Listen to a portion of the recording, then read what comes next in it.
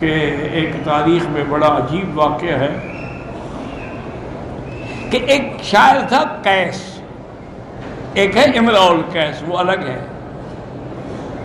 یہ جو ہے یہ بیچارہ بادشاہ ناراض ہو گیا۔ بادشاہ ایسے ہوتے ہیں نا کہ کبھی دعاؤں سے ناراض ہو جاتے ہیں، گالیوں سے خوش ہو جاتے ہیں۔ اسی لیے تو بادشاہ کہتے ہیں ان کو، جی بادشاہ ہونا۔ تو وہ ناراض ہو گیا اللہ کا بندہ۔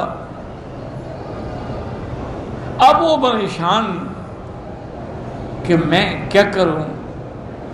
آخر بہرحال اس نے بڑی کوشش کی، لیکن بادشاہ راضی نہ ہوا، اس نے حکم دے دیا کہ اس کو پھانسی دے دی جائے۔ جب اس کو پکڑ کے پھانسی کے لیے لے جا رہے تھے تو قاعدہ ہے نا کہ اس سے پوچھا جاتا ہے بھی تمہاری کوئی وصیت ہو۔ اس نے کہا یار میں کیا وصیت کروں،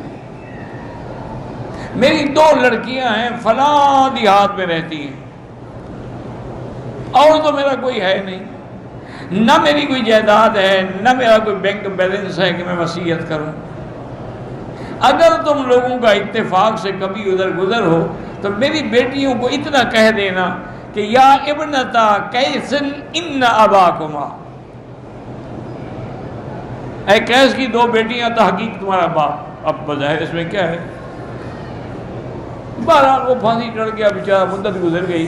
اتفاق سے وہ سپاہی جو تھے نا پھانسی دینے والے، وہ اس گاؤں سے گزرے سفر میں، ان کو خیال آ گیا۔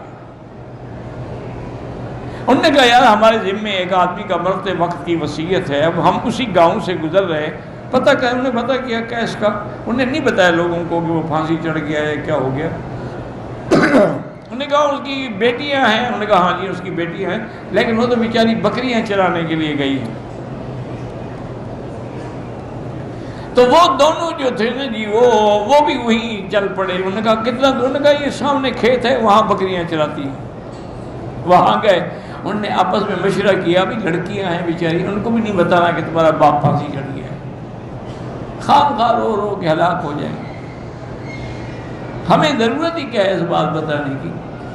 انہوں نے جا کے سلام کیا، انہوں نے کہا کہ ہم فلاں شہر سے آئے ہیں اور ہمیں تمہارے والد ملے تھے قیس۔